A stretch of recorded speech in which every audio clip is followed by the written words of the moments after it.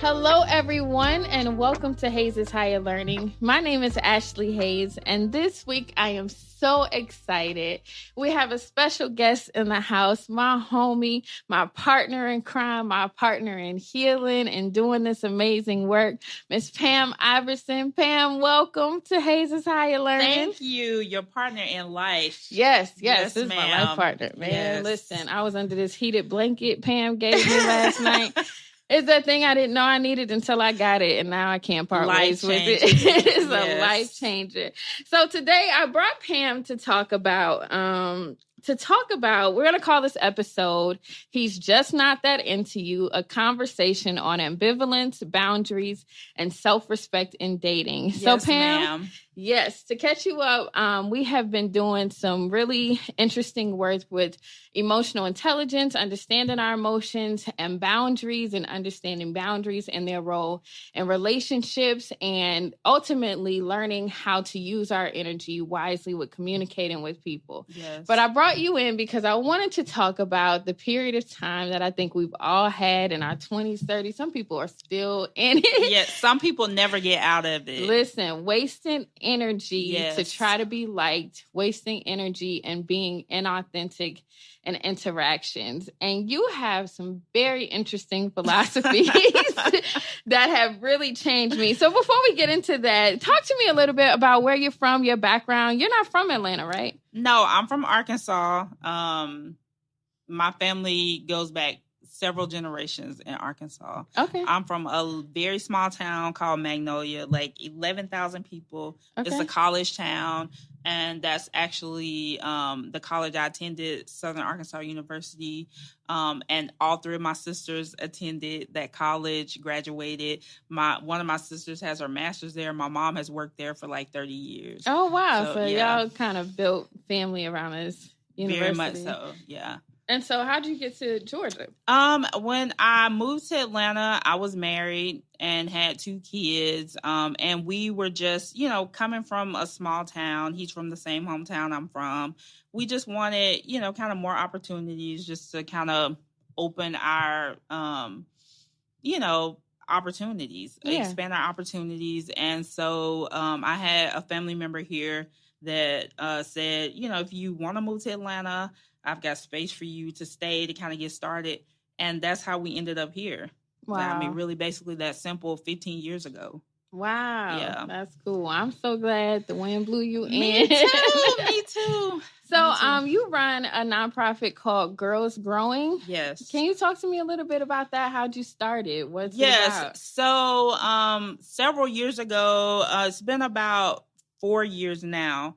I kind of had the idea that I would like to create a network of women of color who could kind of hive mind and collaboratively and cooperatively support each other in just various areas of growth.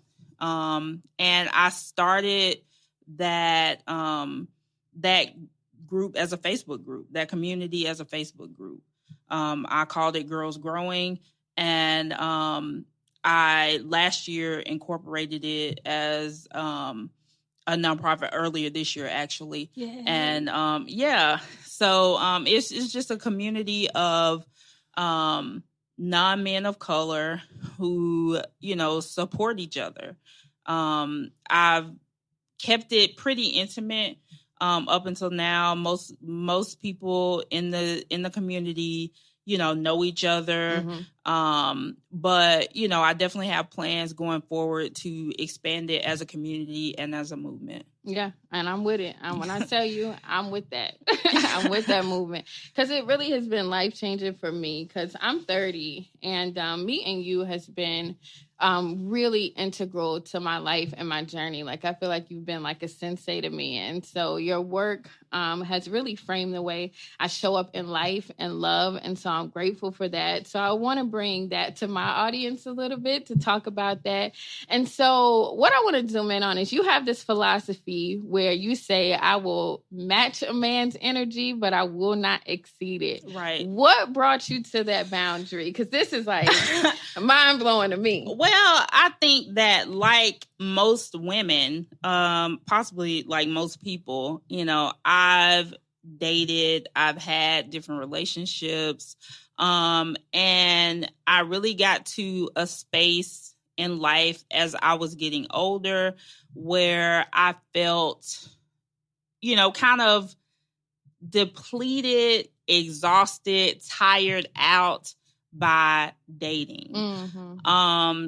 And so, I did some self-reflection. A lot of people have like really negative view of dating overall. Dating sucks, dating is trash. And I really think a lot of that comes to how we date. Yeah. Not who is out there in the pool, but how we engage them. Yeah. And so I started kind of looking at myself like, what am I doing? What could I do differently to change this experience for me? Because we can only change ourselves. Yes. And so, one of the primary things I kind of zeroed in on is, I'm doing too much for people who aren't doing as much for me, and so I just decided to make a shift, in my own philosophy and my own way of doing things to make dating work better for me, and that is, I will match your energy. I'm not going to exceed it because that doesn't benefit me. Yeah. And what that does is, it in the end leaves me tired, leaves me resentful, leaves me exhausted.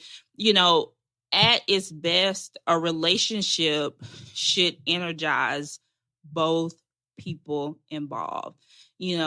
A good relationship is an exchange of energy. And as equal as we can make that exchange, that's the healthier the relationship is. Yeah. Yeah. What do you say to people who are like, but what if I need to get his attention? Or what if I'm in competition with other girls? We don't need to get his attention and we're not in competition with other girls. If a man is interested in you, you don't need to get his attention. There is no competition. And I don't believe fundamentally that we need to earn our way to worthiness. And I think that, that kind of thinking is almost always rooted in deeper insecurities and self-esteem issues.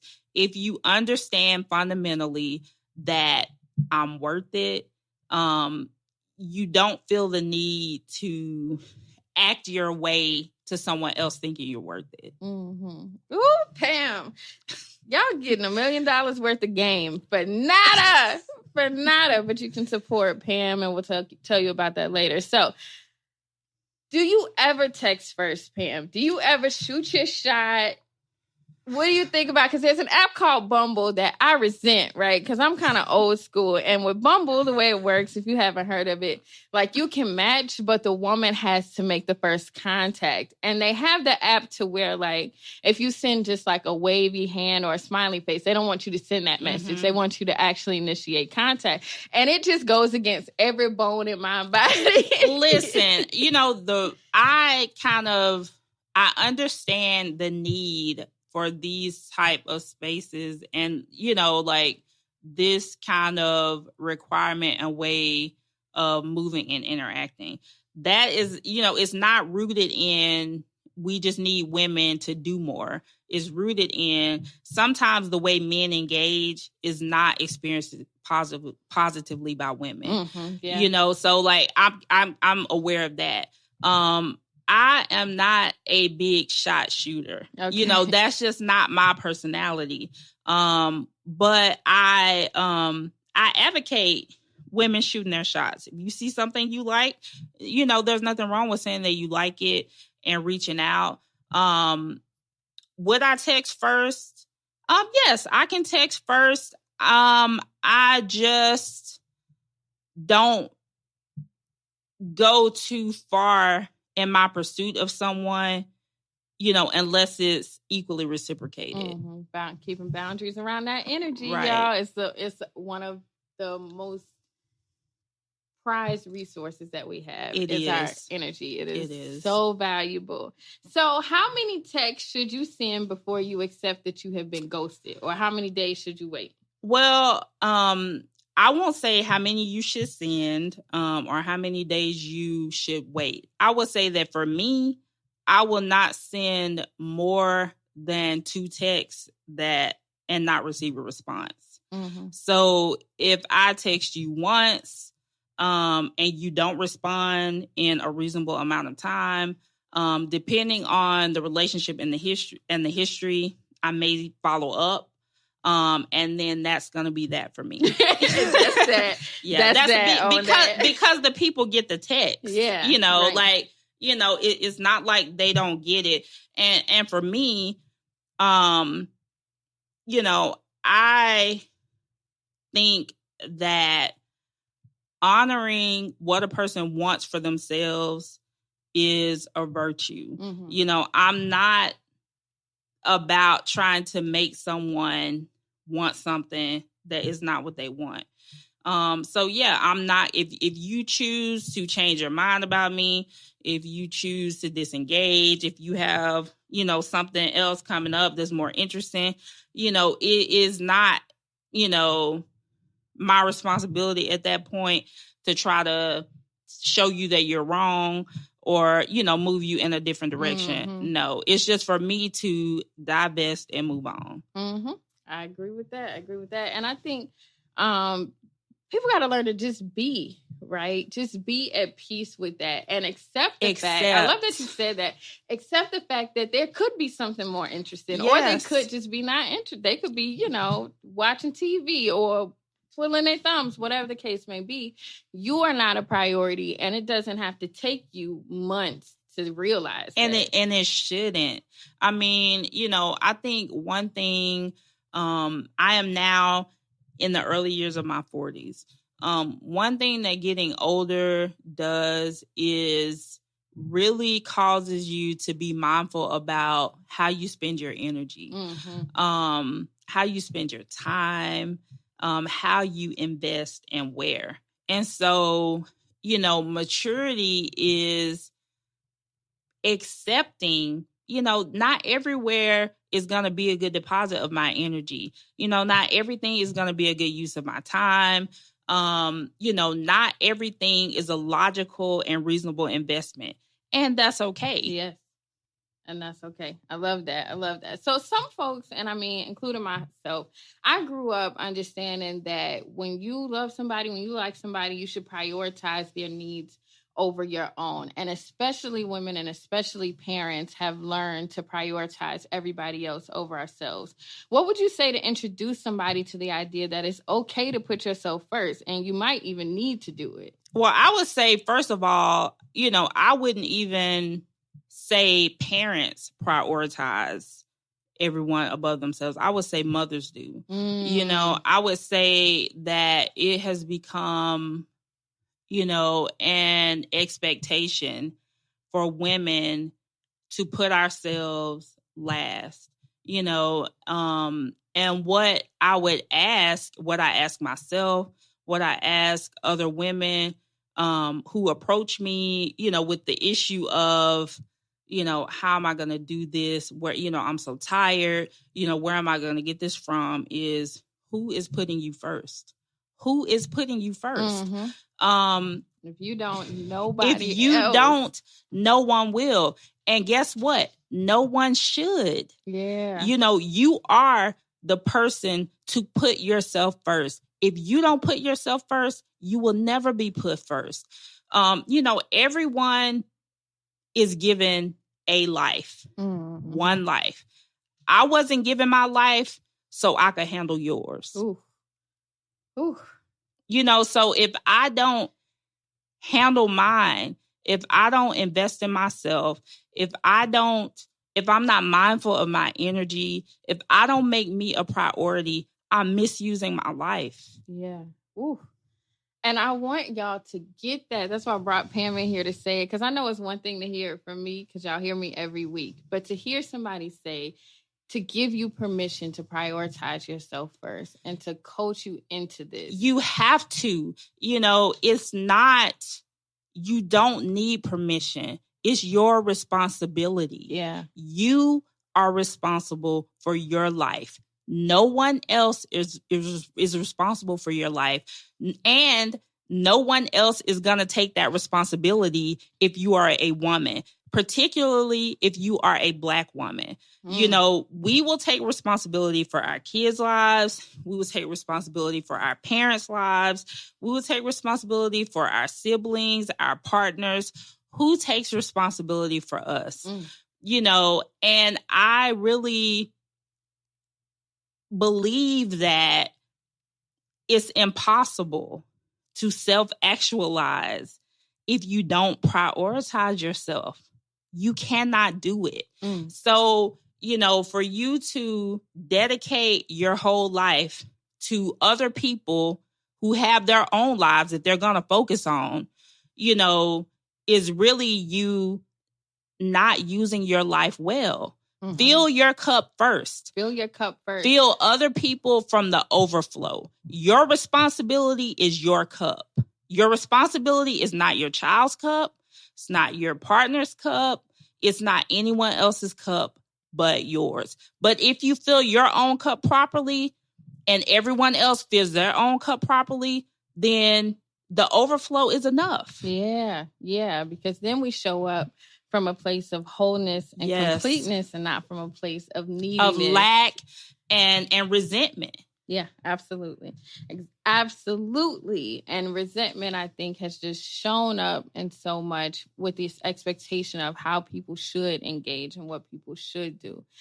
So I appreciate that we are actively working to heal that. And so I'd ask you, Pam, what behavior should people look for to gauge whether somebody is truly interested and even ready for the commitment it takes to date somebody? I would say listen to what people say, believe what people do repeatedly over time. People's actions, people can say anything. Yeah. And they might even mean it. But people's actions, you know, over time don't lie. They don't lie. You know, I would say don't invest too much emotionally in a title, you know, because one person might say partner, another person might say partner and mean something totally different. You know, get explanations, ask questions. You know, one of my favorite things, you know, if someone says, you know, I want you to be this or I want to be this. Okay, what does that mean for me? What does that mean? You know, how does, what changes can I expect? What, you know, what do I get from this? You know, because otherwise we're just talking. I would say also people generally do the best they can, I believe. People have the right to change their mind, you know when to let go. Hold on to people that hold on to you. Hold on to you. Only hold on to people that hold on to you. When you're in relationships and you know, if I stop calling this person, we're not going to talk. You already lost. Right. You already lost. Let it go. If someone cares enough to tell you, you know, I'm not sure, I don't want it, let them go. I mean, there's nowhere to go from that. Right. When you get to the point where you feel like you're having to prove to someone that you're worth them wanting to be with you, you already lost. You already lost. There's nothing to hold on to. Let them go. Your time is your most valuable asset. Yeah. You know, there's gonna come a day, you know, say you're in your 20s, your 30s, you don't always realize how short life is. You know, there's likely gonna come a day when you're older, you know, that you'll really realize that year or that 2 years that I spent in a relationship with someone who wasn't in a relationship with me, you know, it wasn't worth it. Can't get that back. You can't get it back. You know, And cling to people who cling to you. Anyone who doesn't cling to you, let them go. And let them go as quickly as possible. Let them go immediately and move on. Yep. Because, time you can't get back. Time you can't get back. Some things just aren't meant to be. Somebody doesn't want you, or they don't want it, or they're not ready. That's just a reality. Yeah. Just accept it. It hurts. Sometimes it's hard, but the only alternative is wasting time and emotional energy. Yep. And those things are too valuable to waste. Yep. I agree. I actually was on Twitter, and the homies Lyric and Gabby, they were saying, sweat me or move on. Right. Right. Because honestly, if someone is interested in you, it. There's not, I don't deal with ambivalence. Mm-hmm. When it comes to romantic relationships, I don't deal with, I don't know, let me see, let's see, because, either you want me and you can, or you don't and you can't. Mm-hmm. It's that, it's not complicated. Yep.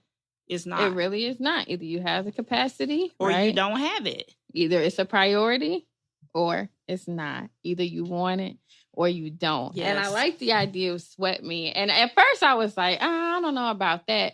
But then when you get somebody who does sweat you, then you know the difference. You, and then I'm sweating you back. I'm like, hey, what's up? Here go all this vulnerability. What's up? Let's have that. And someone who wants you will do that. Yeah. Yeah, because they see your value. Yeah. Ooh.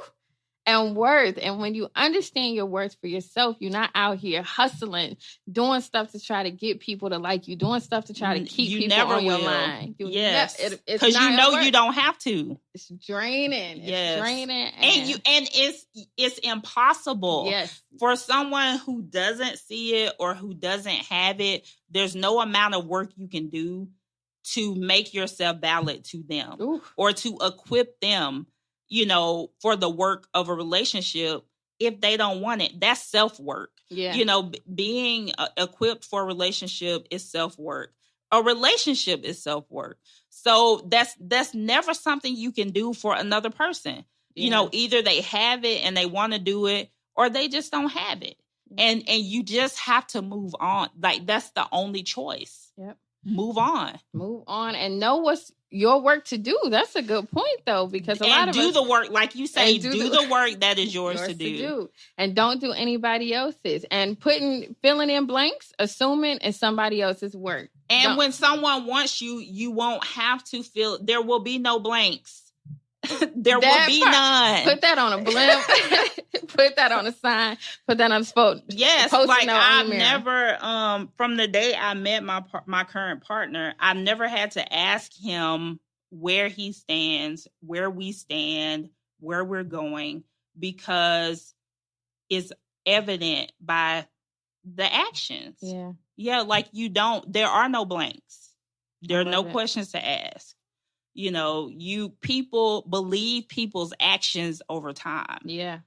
Not just the one action, not just the one time you did that one thing, but patterns. Right, patterns, because, things are always great in the beginning, always. Of course, honeymoon phase, yeah. Always give yourself time and allow people their seasons to get to know them and see how they are in different weather, and if their actions line up with what they say over time.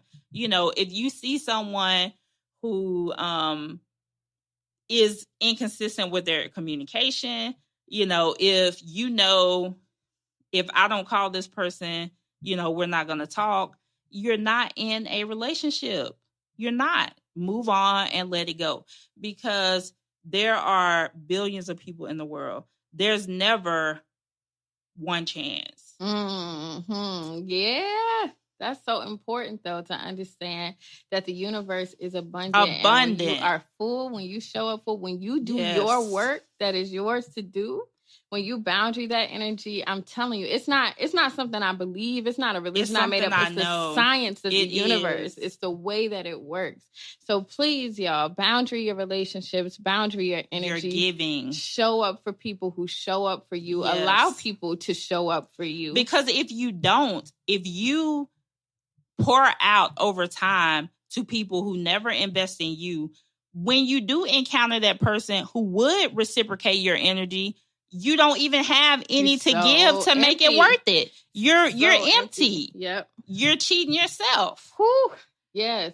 Tell the people that. So one more thing. So for people who have difficulty changing boundaries when they have set a precedent, like, so for my folks who already gave too much, what language would you give them to empower their interactions and to start really implementing healthy boundaries? I would just say that life is motion and change is constant. Mm-hmm. The same way, the house you grew up in is likely not the house you live in now. Boundaries change. Boundaries change based on relationships. Boundaries change based on changes in relationships. Based on knowledge. Based on growth, based on needs. Yeah. I'm not obligated to engage you forever within the boundaries that I set when we meet, because I'm going to change, you're going to change, and our relationship is going to change. I think a healthy relationship, asks questions, it grows, it renegotiates boundaries. Yes. So you can say, hey, I know things have been this way, but based on this, this is what I need now. Yep, this is what I need to change. And remember, boundaries are what's okay, what's not okay. Right. You can say that was okay before, but I need this to not be okay. This is not okay for me now. Yeah. Maybe for a while, maybe forever. Remember, if you go back to emotional safety, we talk about hard boundaries and soft boundaries. But you have the power to change that and to say, you know what? I need to not go out this week the way I would. I need to not show up for you the way I normally would. I need to prioritize myself. And I'm telling you, anybody who's mad about that ain't your team.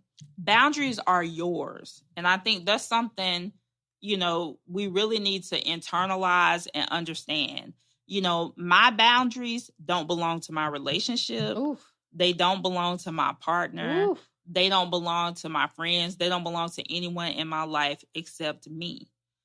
So I have the ability and responsibility to change my boundaries as needed to protect my own emotional safety as I engage in various relationships. Yep. It's okay. It's fine. It's your responsibility.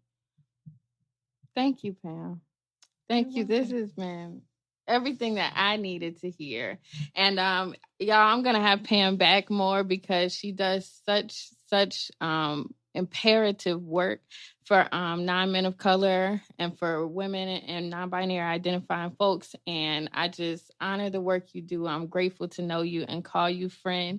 If you dig what we are doing here at Hayes' Higher Learning, you can let us know through your support. By supporting Hayes' Higher Learning, you make it so that me and people like Pam can dedicate our time to this work and practice social justice. We do that by giving people the tools and resources that they need to become better versions of themselves. And you can hear more about that and support options at www.ashleyhayes.com/Hayes' Higher Learning. Yes. I will also post Pam's social media and ways that you can support her and girls growing on their nonprofit journey. The song of this week is Bag Lady by Erykah Badu. Thank you so much. Perfect. I think so too, for tuning in to Hayes' Higher Learning. And remember, together we are learning better, doing better, and being better. Y'all have a wonderful week.